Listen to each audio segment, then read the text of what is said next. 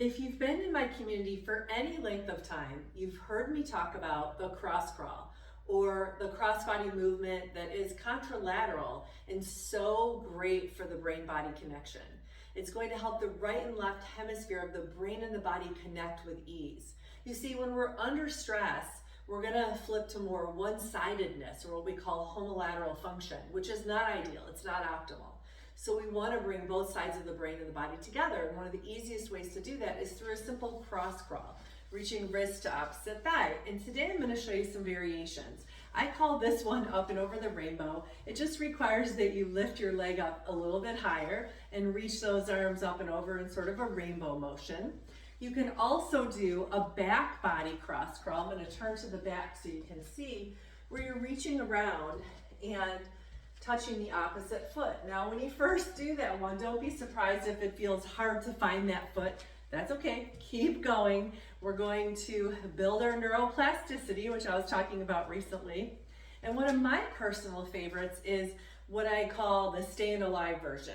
There was a movie, I never got to see it as a kid, but Staying Alive, and it was kind of disco, right? So reaching across, then reaching out, and I think there was a move kind of similar to that. I could be way off. If you're a disco expert, let me know.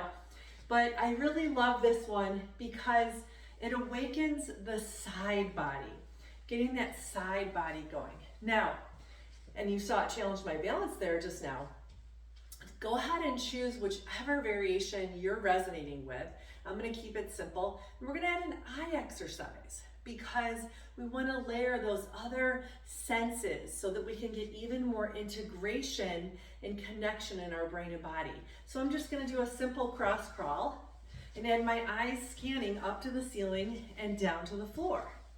Up and down, nice and easy, so that we can just give this a try. Now, as I change variations and add the eyes, I may find that one variation is harder than another. That's okay, I'm just exploring. And remember, you can do all of these seated and lying down.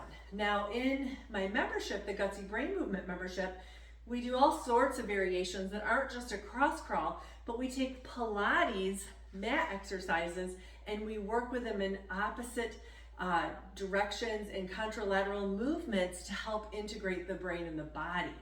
Now, the key thing in any movement program, you always want to end with something like this, a cross-body movement.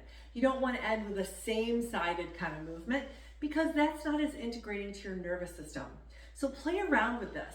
There are really no rules other than always ending your movement session, whether it's yoga, Pilates, going for a run, always ending with a cross-body movement so you best serve and honor your nervous system.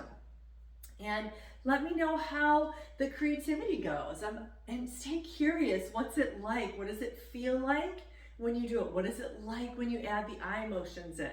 So keep moving, keep integrating, and let me know if you have any questions.